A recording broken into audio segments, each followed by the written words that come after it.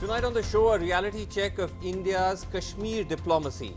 This on a day when India and Pakistan clashed at the UN Human Rights Council currently underway in New York. The president of the council a day ago had expressed deep concern over India's actions in Kashmir.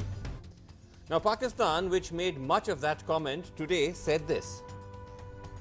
India is trying to give an impression to the world that life has returned to normalcy.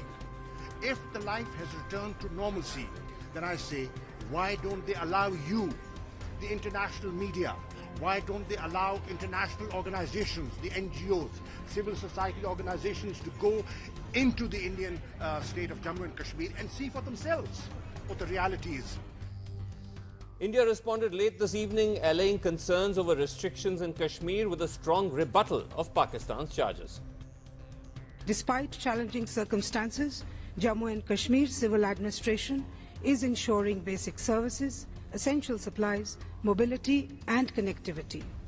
Democratic processes have been initiated. Restrictions are being eased continuously. The world is aware that this fabricated narrative comes from the epicenter of global terrorism, where ringleaders are sheltered for years. Now, rebuttals aside, this diplomatic skirmishing in New York focuses fresh attention on the ongoing debate over whether the world largely backs or has been critical of India in the aftermath of the government's Mission Kashmir.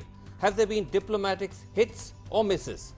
Now, amongst the hits, major powers still appear reluctant to censure India, and an attempt to censure India in the UN Security Council fell through.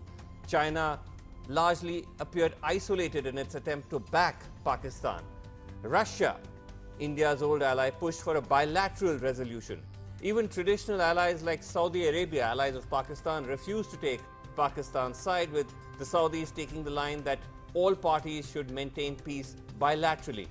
And of course, Donald Trump, who's been constantly shifting around his positions on India, recently said that it appears that India has matters under control.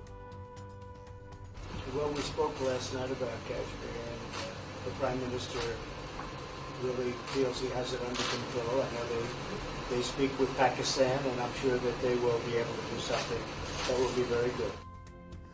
But on the other hand, there are questions over whether the prolonged lockdown in Kashmir has triggered intense international attention, not all of it favorable to India. Donald Trump continues to play cat and mouse on his position on mediating Kashmir, as these statements show. Kashmir is a very tough situation, and I will do the best I can to mediate or do something. Well, we spoke last night about Kashmir, and the Prime Minister really feels he has it under control. I know they... Conflict over Kashmir, as you know, I think it's a little bit less heated right now than it was 2 weeks ago, and I'm willing to help them. I get along with both countries very well. I'm willing to help them. Now, of course, Trump will be Trump, but the US has issued multiple statements of concern over Kashmir, the most recent of which by the State Department spokesperson is, in quotes, "We continue to be very concerned by widespread detentions of local political and business leaders as well as restrictions." This on September 7th.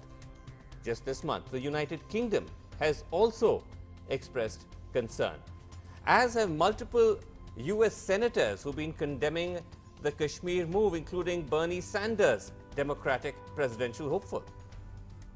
I am also deeply concerned about the situation in Kashmir. India's action is unacceptable. Along with other colleagues of Bernie Sanders and the Democratic Party, Rep. Ilhan Omar, who said she was excited to see so many members joining us in calling attention to what's happening in Kashmir.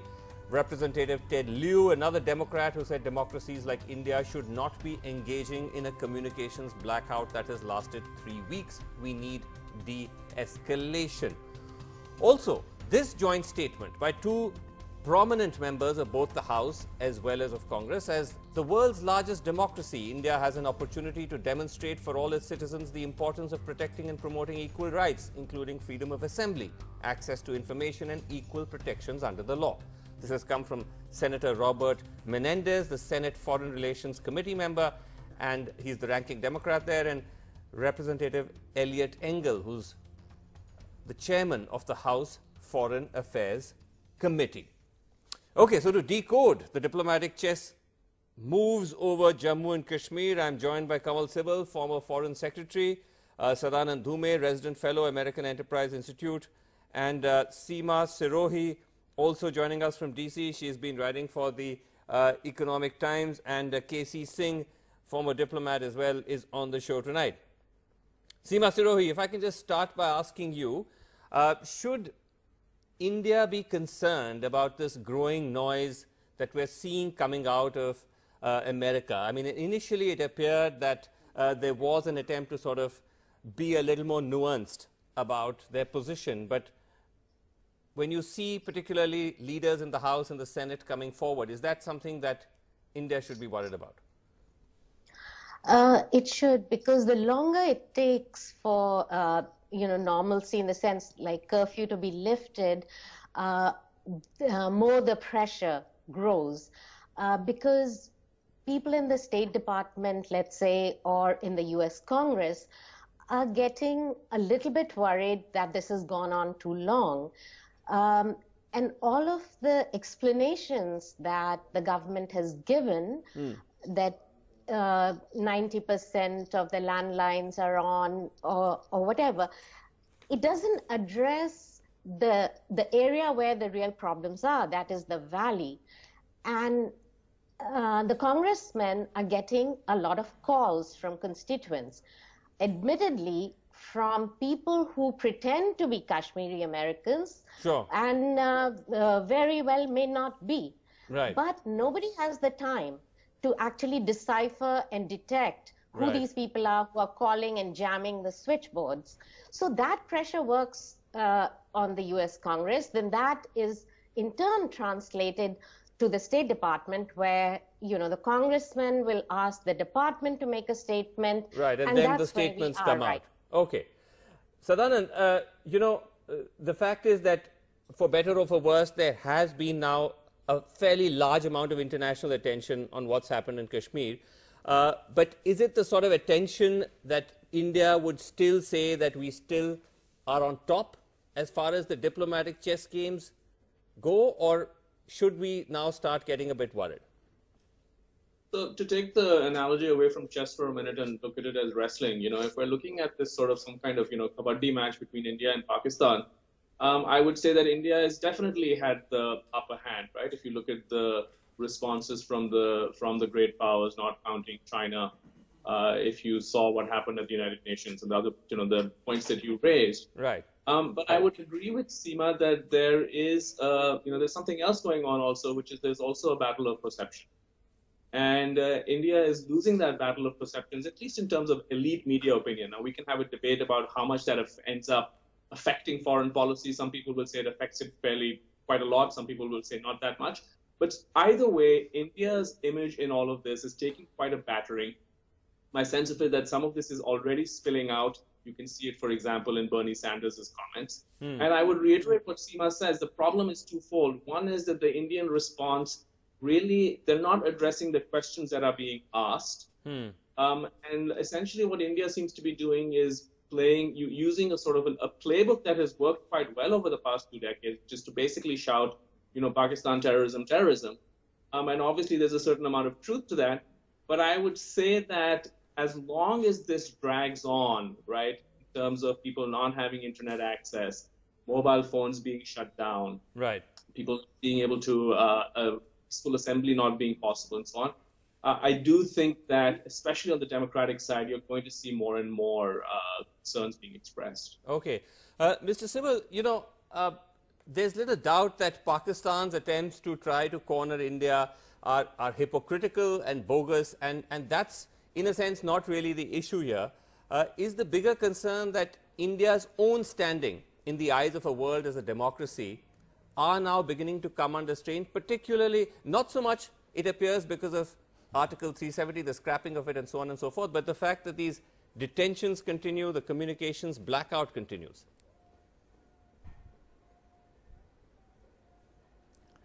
I think the question to ask is, in whose eyes is India's democratic credentials getting tarnished? You look at the United States of America, you look at Great Britain, look what they have done in Libya, what they've done in Iraq, what they are doing in Syria. Right. They have destroyed whole societies, destroyed lives of millions, created millions of refugees, which Europe now doesn't want to accept. And the fact that the refugees are flowing in has caused such tremendous social tensions, the rise of nationalism in Europe and rejection of these refugees because they are Muslims. Look at Trump's own position on refugees. So who are they to lecture to us about democracy and things like that? Point is that we are living in a world where we have to defend ourselves. And there is diplomatic work to do, and we should do this. Right. And if tomorrow, because the situation gets better, and based on our own judgment of the realities on the ground, yes, we lift restrictions, we restore internet, we restore communication, we should do it. Right. But we should never do it simply because we are concerned, in inverted commas, about what others think, because the others do exactly what they please, and they have done far worse things, even today, in terms of violation of human rights. Look at the way they are treating Iran, for instance, or Russia, in terms of sanctions and everything else.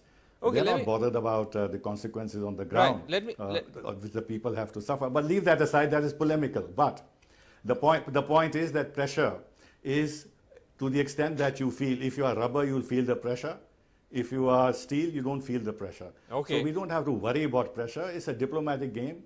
And this will go on. Okay, let me take that. We should worry about perceptions or anything else. We should do exactly in a civilized way what we should do, what is required to be done. Okay, let me take that to Ambassador Singh. Ambassador Singh, what do you make of this argument that this whole business about whether at all any of these countries have any moral basis to actually question India given their own track record?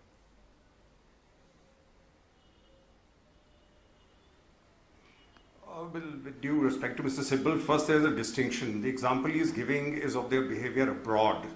We are talking of what is happening within a country. And therefore, the actions have been taken within our own nation.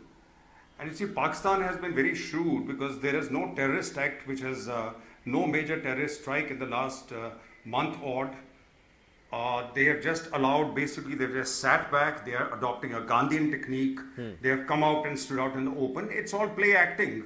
But in the process, what is happening is that they've managed to play to the global gallery. Initial reaction, international reaction, favored India because we said this is something which is within our constitution to do. So the country said, fine, that's okay with us. But then the question is, you have to restore normalcy very quickly. And this is a normal argument that if you don't restore normalcy over a period of time, it'll be very difficult to do damage control in terms of how India is perceived. And I don't think we should take it lightly that we don't care what the other countries think of us. Right. It's true we are a large country, but then we are also a model and a country point to China in Asia. Right. So what kind of an example are we setting? Okay. I think Ambassador Sibal, one of the points that Seema made, which I wanted to bring to your attention, is I think one of the areas which is leading to questioning is the explanation that India is giving for continuing the detentions and continuing the blackout. And we had the National Security Advisor, no less, say that this is sort of linked to Pakistan's behavior, that we're waiting to see how Pakistan behaves, and on the basis of that we will start releasing these people who've been detained. And that seemed to be an odd argument, because on one hand you say this is an internal matter, this has nothing to do with Pakistan or anybody else, but on the other hand you're using Pakistan as a reason to justify the curbing of civil liberties. No. I think you're conflating two very different arguments. Okay. When we're saying it's an internal matter, what we are saying is that what we do in constitutional terms, a law passed by Parliament, that's an internal matter. And we have said that it doesn't change anything externally, whether it's the LOC or the LAC. This is a very acceptable argument. Secondly, you and I and the world knows that Pakistan has been claiming this territory. He's been deeply involved in destabilizing this, deeply involved in terrorism in the country. Yes. You've had a whole series of acts, not only in Jammu and Kashmir, but in India at large. And now for Pakistan or anybody to say that in the last few weeks there have been no terrorist attacks and therefore Pakistan is squeaky clean, I mean, I don't buy that argument at all. As part of the deniability, sure, they have created pockets of resistance and of terrorism within Jammu and Kashmir. Right. And to say that that this is not linked to their activity is actually averting your eyes from what is obvious. Right. On this ground, you cannot blame anybody who claims that he's acting on behalf of the Islamic State or Al-Qaeda in particular countries to say, look, this is all domestic, it has nothing to do with Al-Qaeda, this and that. Right. Thing is that the ideology is centralized, radicalization as certain sources, right, and is part of the larger radicalization of Islamic society, sure, and the forces of extremism and terrorism no, that that's have not in emerged, doubt, which are influencing Kashmir through Pakistan. Yeah. Yes. Therefore, we cannot absolve Pakistan of this. Now, with regard to what Doval is saying, I think what he said makes rational sense, because since Pakistan has been involved and Pakistan has gone out of its way, to Imran Khan and others, to try and stoke further violence in Kashmir, and in fact waiting when the restrictions are limited so that there is upsurge and there is police firing and people get killed. They're waiting for that and they're promoting this. Right. And we know they're promoting this. Right. And therefore, what he's saying is that unless Pakistan constantly endangers future peace in Jammu and Kashmir, yes, we have a problem in terms of lifting these restrictions. And let me make the last point. Okay. Europe, America, everybody else is terribly concerned about the misuse of social media to instigate violence, spread fake news. Yes. This is the problem in Jammu and Kashmir. We are dealing with a serious problem on the ground, and therefore we have to put these curbs because this is necessary to prevent violence and unnecessarily civilian casualties. Okay, point I don't made. see any inherent contradiction in what those Point made. The thing about that, though, Seema Sirohi, is the fact that, you know, again, with the government here, they're saying that on one hand, we do need to continue to impose these restrictions. We're talking almost about 9 million people. The number of terrorists, though, are shrinking, and we're told they're only 200, 250. So why do you need to have restrictions on an entire populace just to isolate a small group of terrorists? Is that the kind of explanation which you think is being viewed with some skepticism in Western capitals? Yes. And the other big problem, I think, is that the messaging has been less than optimal, shall I say. Somebody in a political position in New Delhi needs to take the podium and, explain and make the case properly that resonates abroad, because this whole PR offensive that Pakistan has mounted has state support behind it. I mean, there is no question about it. So they spend a lot of money. They have contacts, whether it's the New York Times that gave so much space to Imran Khan's propaganda, and we had like nobody arguing our case. So that kind of strategic communication or messaging, whatever the fancy word you want to use, right, that's been missing. Whatever has come too late. Okay. Sadanand, you wrote a piece in which you outlined how the Western press's coverage of Kashmir has been largely skeptical or negative towards India. Would you say that's somewhat to do with Pakistan's, PR drive, as Seema was saying, or are these just independent commentators, journalists going out there and making up their own mind on what's been going on? It just depends on which, right? For example, Imran Khan's up in the New York Times obviously is a certain amount of publicity or messaging. A lot of how right. Sadanand, sorry, we're having a little bit of a trouble with your Skype. Let's just dial you back. We'll just put you on hold for a second. We'll just dial you back. Let me just take that to Ambassador Singh. Ambassador Singh, would you agree somewhere along the line that perhaps India has not managed to be as successful in convincing Western powers and the Western media about its actions in Kashmir as perhaps the other side has? I absolutely agree with that. She is absolutely correct. The spokesman of the ministry, I believe, is only briefing once a week. It's unheard of. When as the spokesman in '98, we had a daily briefing when we had done the nuclear tests. In today's world, how can you have just once a week briefing? I think the problem is that their great master of the message, Arun Jaitley, is not there any longer. So there is no one from whom you can get a message and then you can spin it and send it abroad. NSA has come out with a very cryptic kind of remark. And frankly, that's a very troubling analogy. Because if you say that you cannot normalize till Pakistan stops interfering, then Pakistan is sitting in a very happy place. They are not going to stop interfering, so which means you will never normalize. Now, this is the kind of argument which can't be sold abroad or even sold to sensible people within the country. You say it's one of your states, it's a part of India. You have to normalize the situation with or without Pakistan. You have to show Pakistan is not a factor in terms of dealing with Kashmir. I think that was the whole rationale behind the constitutional change. If that is the rationale, then how can the NSA stand up and say, but it can't be done because the Pakistanis are there. Right. Pakistan will just sit back. In fact, at the moment, they don't need to do anything. You have ended up really upsetting the people in the valley. Those 200 will become 400, will become 600. It's the cardinal, a basic principle of counterinsurgency, that you do not offend the people where you're trying to keep insurgency from spreading. Because, then you alienate them, and that is where it's so much easier for Pakistan, for others to recruit people.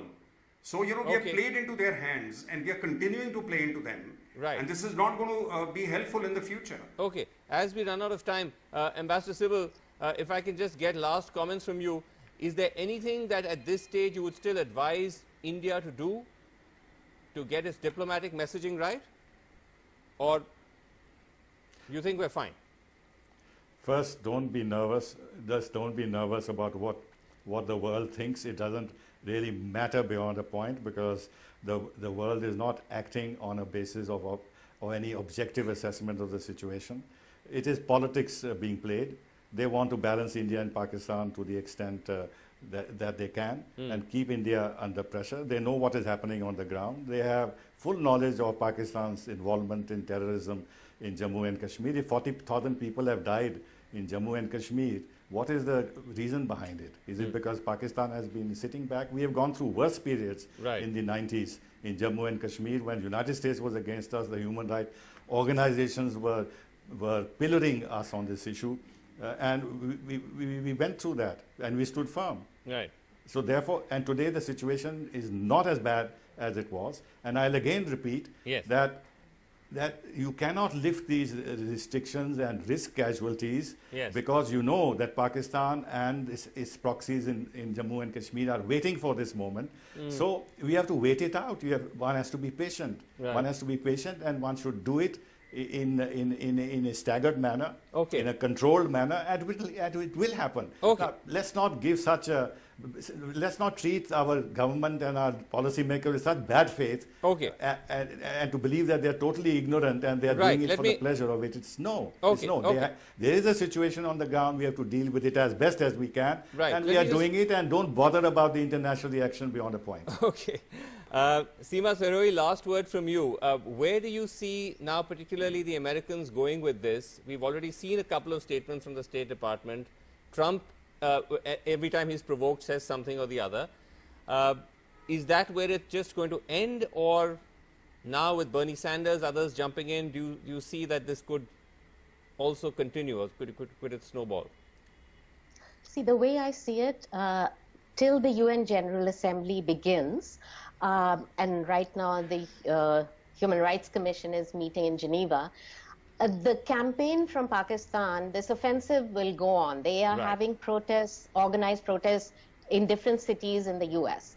What the State Department will say depends on what happens in Kashmir. If there is no violence, I think they will be measured in what they say. Right.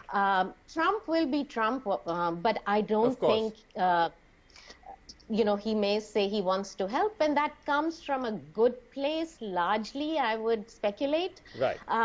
But so you're saying much depends on what happens. We're out of time. Much depends on what happens on the ground in the valley, but also in terms of Pakistan's own propaganda offensive. We'll have to see how that unfolds, but we're completely out of time. Thank you all so much for joining us on Reality Check. It's been fascinating. We'll have to leave it there. Thanks for watching. Good night.